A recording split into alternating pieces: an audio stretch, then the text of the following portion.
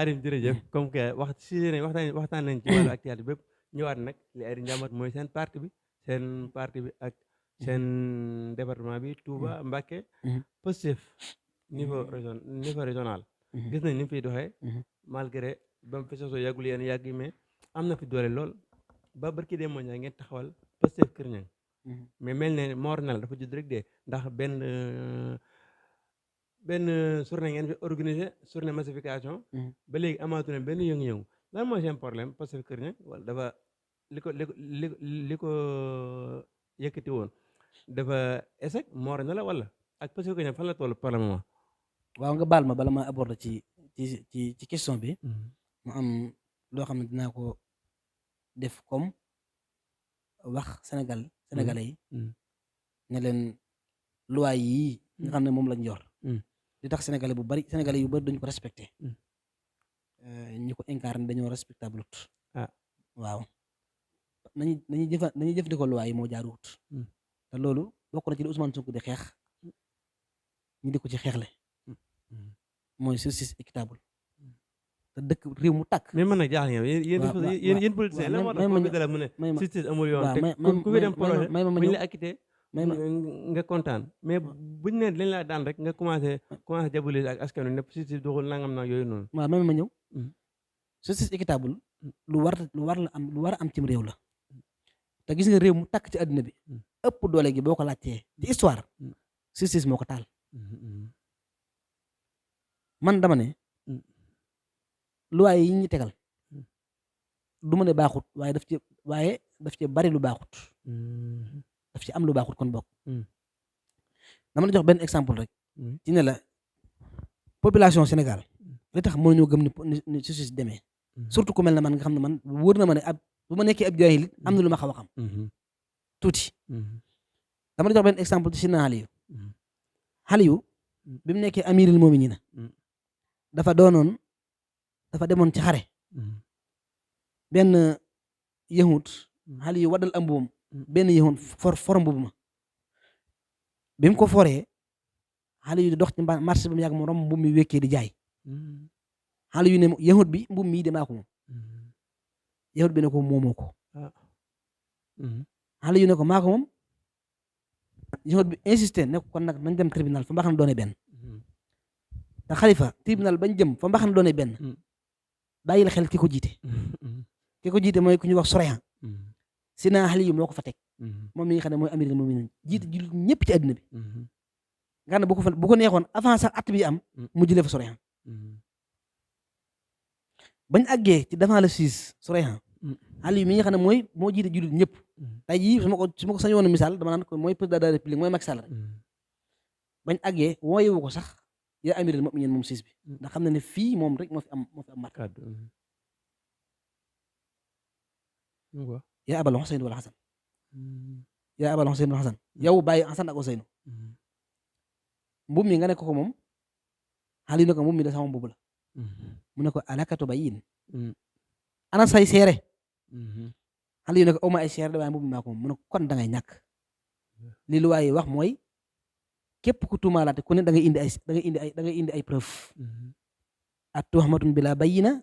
wal bayyinatu ala man iddaa ba mu ko waxee jël mbubb mi jox yahud bi dafa sukk suuf groupe daan ne ashhadu an la ilaha illallah wa anna muhammadan rasulullah daan ne maa ngi seere ne amul benn buur bu dul yàlla te maa ngi seere ne muhammad de ndawam la ñu ne ko am lu waral lii mu ne bii att bu maandu bii att bu dëggu lii ci yàlla rek la mën a bàyyi ko waaye mënut a bàyyi ko ci doomu aadama daan ne kii nga xam ne moo fi teg jullit ñëpp ba teg fi kii di ko àtte tey jël dëgg jox ma contre ko moom lii moom diine njub rek la mën a doon daal jël mbubb mi jox xale yi ne ko wax nga dëgg nag mbubb mi sa mbubb la waaye loi yi moo ne gannaaw seen loi yi maandu yi moo ne boo amul seere ñàkk nga da nga amul seere waaw kay xale yu jëleen mbubb mi jox ko ne ko jox naa la ko ngir dugg ci l'islam macha allah dama lay laaj fii de man Afrique c'est très rare dañ koy wax sax da ngay dégg sax ku mel ne Abdoulaye Wade di wane ne projet politique kenn du gagné tribunal mais loolu lay xamal ne kon nekkuñ ci dëgg waa xoolal kii ponkal mii Sidna Aliyu ponkal mii ab siis mu àtte contre ko te siis ba yaa ko fa teg mas ngaa dégg benn yoon Macky Sall bi mu toogee ci réew mi léegi mas ngaa dégg benn yoon mu am problème ak opposant maanaam ñi jël dëgg jox ñu jël dëgg jox ko pourcent. ah mais est-ce que dañuy am dëgg rek. dañu amul mais projet Adji Sarr bii wallahi wa rabbul kaaba barke xaadimal Mustafa Macky Sall ci conscience am moom saa bu toogoon digg guddi maanaam nga ne ko ndax projet bi Ousmane Sonko dëgg wala du dëgg moo ko def wala def ko yàlla xam ne mun la def ko. ok am na solo léegi ñu jàll ci question. parce que mbir yi waral ne defu ko dafa bari. ah mais yéen tamit ba léegi yéen Adji Sarr la ma waxoon ba léegi fa la nekk moom Adji Sarr nee na moom projet la bëgg a dem mais yéen ba léegi Ousmane Sonko taxaw fi publiquement ne bëgg naa dem projet ngir ma seet sama bopp. mais xamul tax mu bëggoon dem xamul projet ba mu doon wax ba muy wax projet waxtoon bii de. ah mais ki mu ko seqal ma nga taxaw ne projet la bëgg a dem. waaw xam nga projet boo fay dem Ousmane Sonko ba muy wax Ousmane Sonko ba muy wax projet boobu ubbeeguñu yëf yi boobu daanaka projet la bëgg a dem boobu daanaka seen woon yi ñeen di woon yi daanaka kiiwut amagut boobu amagul léegi nag biñ ne moom xam nañ ci li wóor la toog di xool siis bi ba xam mi ngi ci dëgg wala néew ci dëgg mu xool ne mboolem ay preuve yu ko war a mën a may moom Ousmane Sonko ñi jël dëgg jox ko teg na ko ci taabal ji te loolu waru ko woon moom ki mu waroon mooy ki nga xam ne moom moo tuumalaate moo waroon indi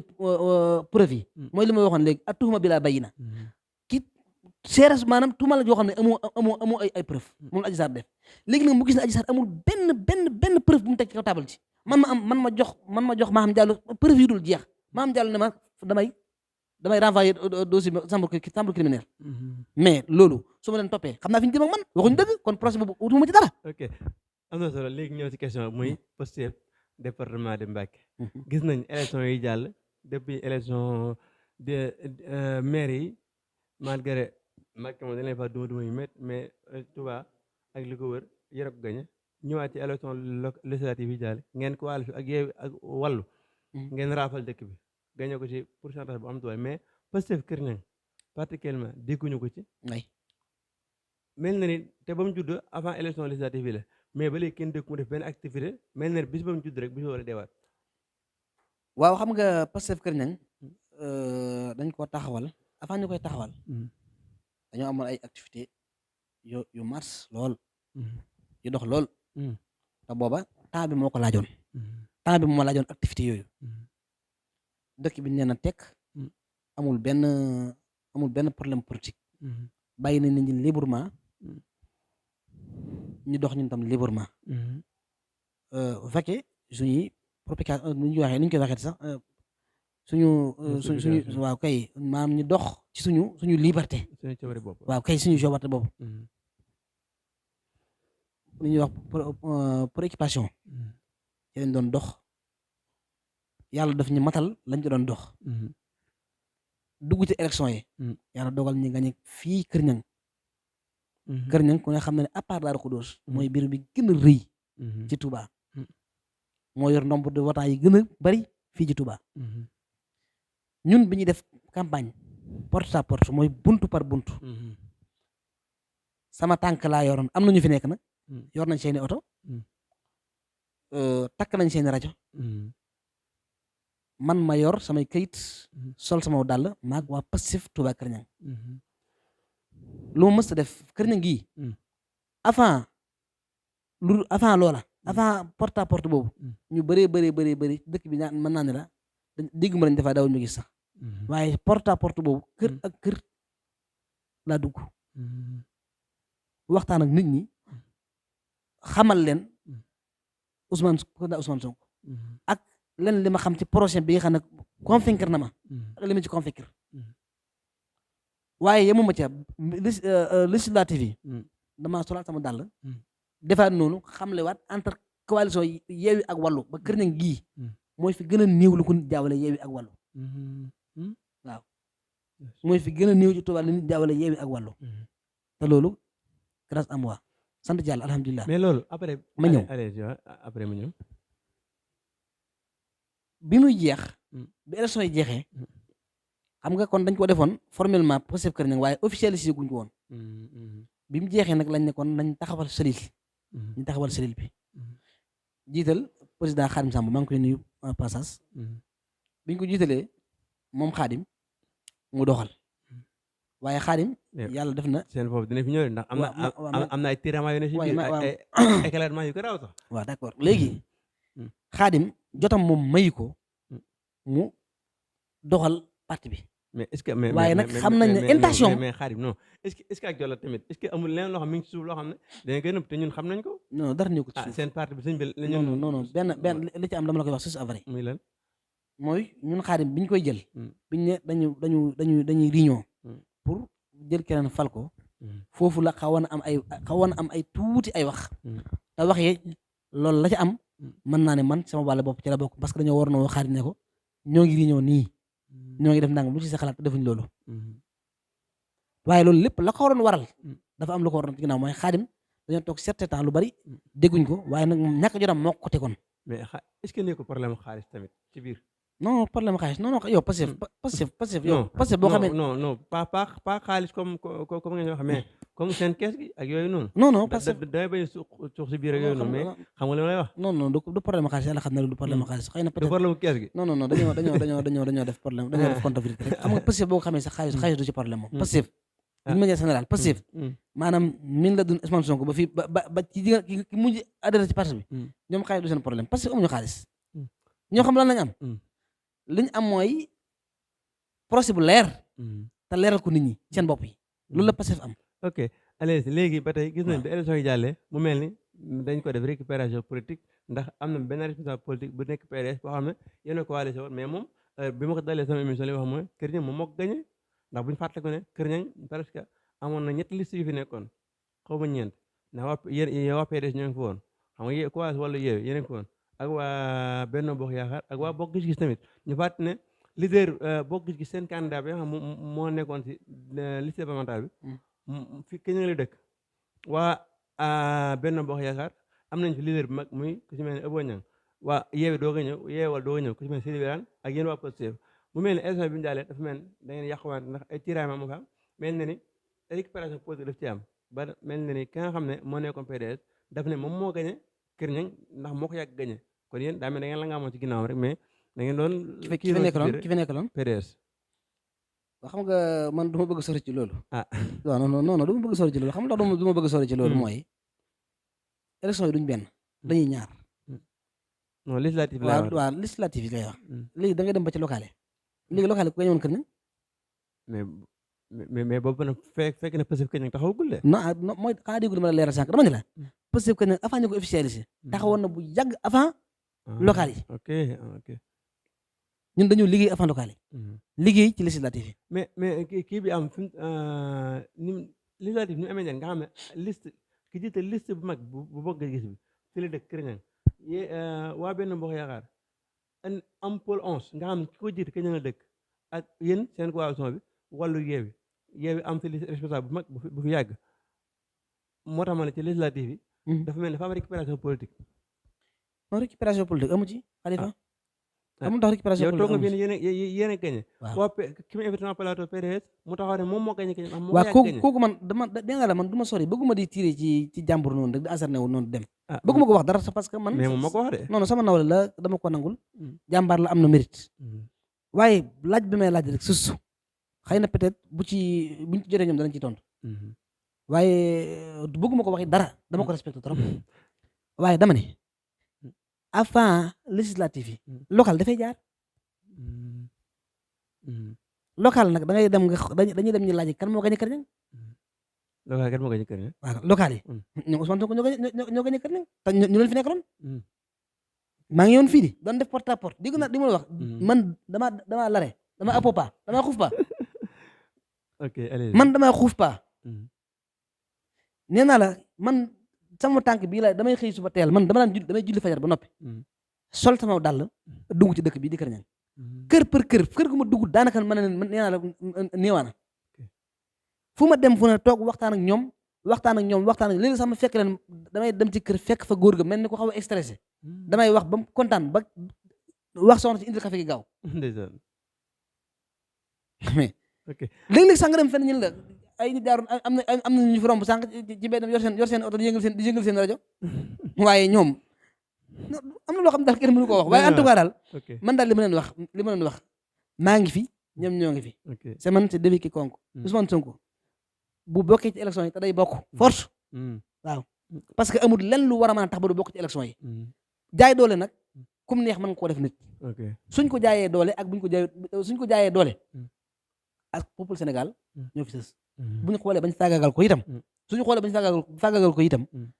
Sénégal def nañ loo xam ne nii waruñu woon ñun en tant que peuple Sénégal boo nga xam ne peuple bu mature lañ ok léegi waaye bu jàllee bokk ci élection te li ma gëm mooy day bokk te day jàll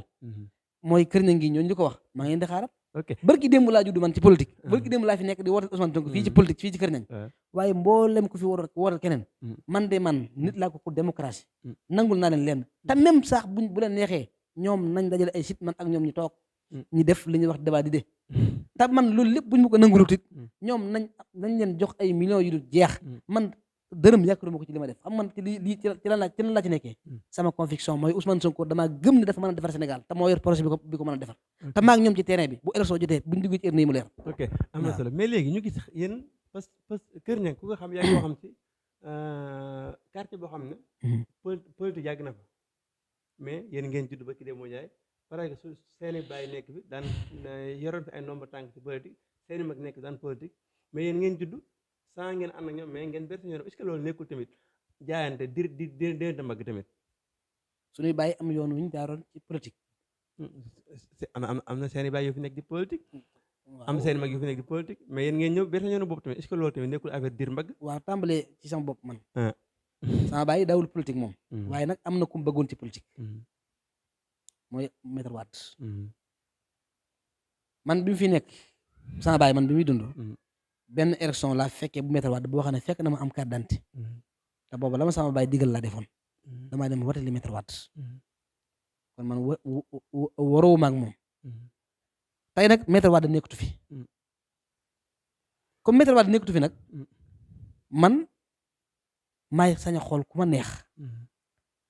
tam convaincre ma ànd ak moom sama bàyyi nag bu fi nekkoon su ma joxee consigne de wat mën naa dem defi ko ngir sama ndigalu bàyyi laay topp waaye sax kamay wate mën na maa bañ a convaincre ci politique ndax man damay koo xam ne lépp lu waral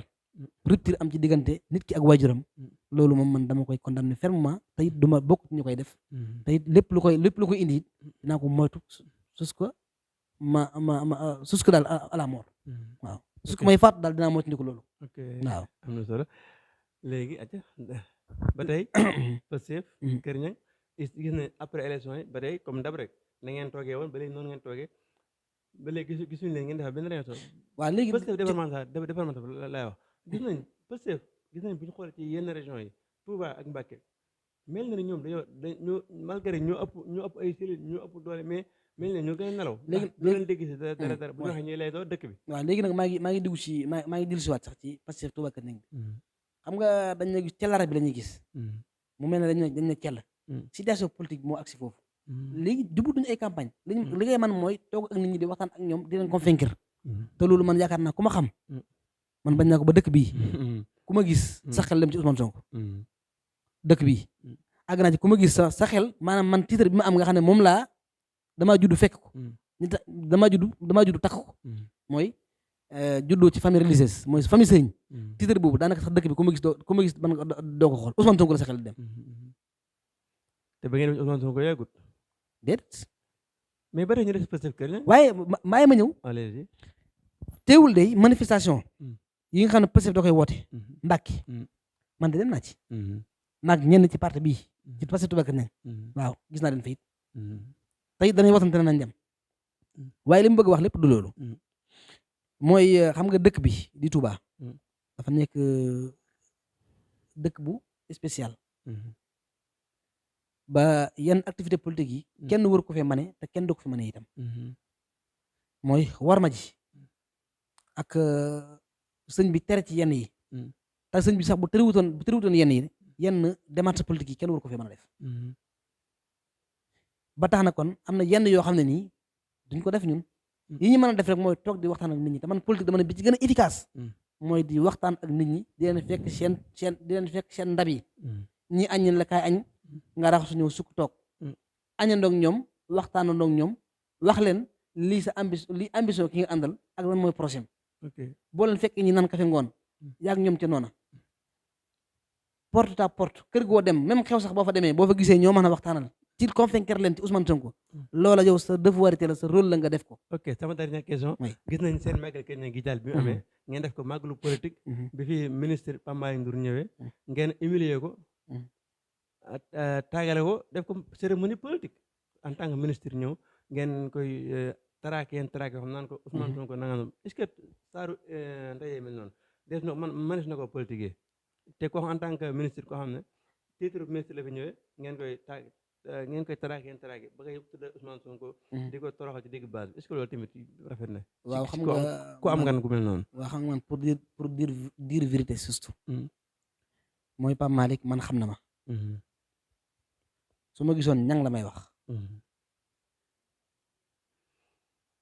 Pape Malick fii la ma fekk ci salle bi ñu toog nii fekk na ma fi waxtaan ñuy waxtaan te xam na ne man Pastef lay jàppale ñu essence wante maag moom ci mbirum politique ma wax jëmee ci côté ma wax jëmee ci sama côté ma am ay gan yu ñëw ginnaaw bi ma wàcc ko fi dégg moom mu dem ci baas ba ma nekk gan yooyu wax jooju coow yooyu man après laa ko dégg waaye man sax fekk ma fa man loolu daal lu ma ci engagé amu ci man lu ma ci engagé personnellement te ki ko doon ki ñu wax ne moo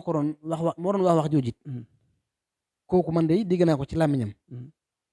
mu ne moom bàyyiwul woon xel sax ne Pape Malick ma ngi fa toogoon xam nga nag nit ñi diabolisation bi dafa bari mais xam ngeen jamono fi ñu ak technologie bii nii man dama dégg ci làmmiñam rek laa wax moom nee na loolu tamoon ab julit laa te it moom ab julit la ab julit nag la ma wax rek loolu nga sañ a gëm loolu nga sañ a gëm te it jàpp naa ne intellectuel la am na loo xam ne du ko def waaw xëy na nag wax ji agsi na fu ne moom yóbbu nañ ko fu ne ñenn ñu ne ak lañ ci jël di wax waaye man daal yooyu man daal engagé wu ma ci ok amoon nañ mbégte Xaadim doon la dal suñu plateau ñu bàyyi la nga tàggatoo waaw Khalifa waxtaan wi jeexul sax mais nag problème temps la ñu am ndax fan yéen ku ne xam ne actuel ñu bëri daanaka booy wax fii ba suuf doo jeexal njootu dina amaat ndax yow di nga ñëwaat nag incha allah jëma télé bi soxla na lool incha allah ku ne xam ne fan yi dañu nekk ci ay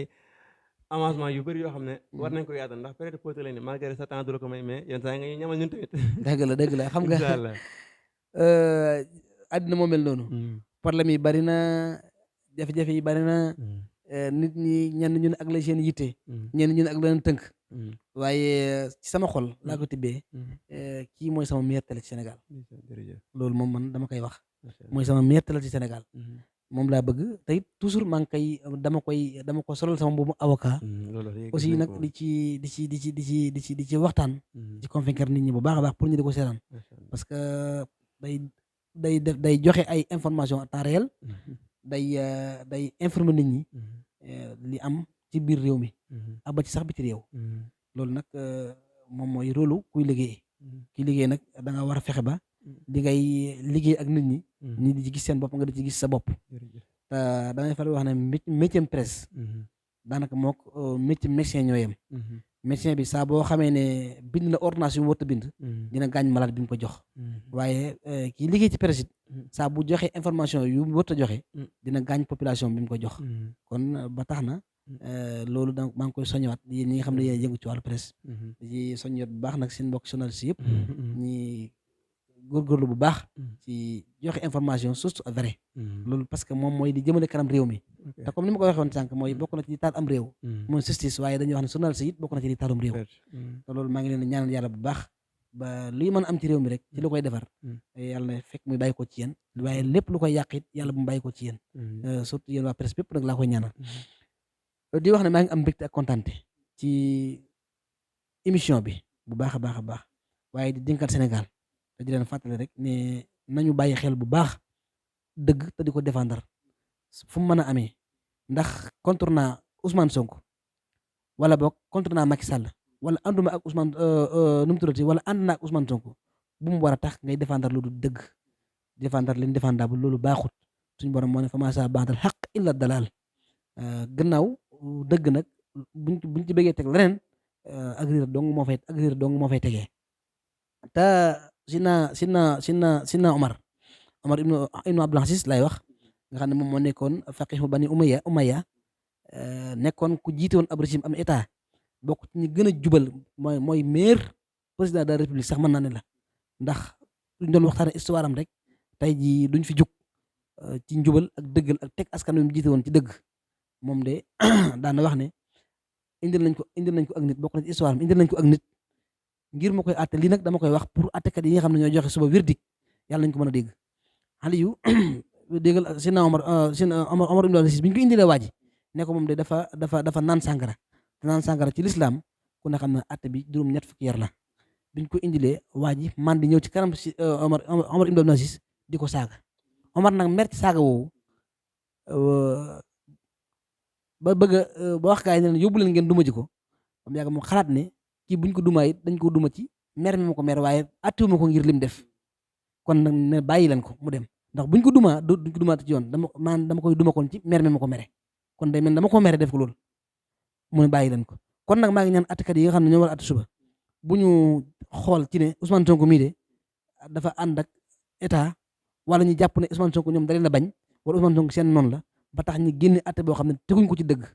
ci kaw yoon mbaa ñu ànd ak état ci lu dul dëgg loolu nañ ko moytandiku bu baax a baax a baax kon daal nañ xool foofee rek mooy atte te yàlla rek tax xool seen diggante ak seen borom xam ne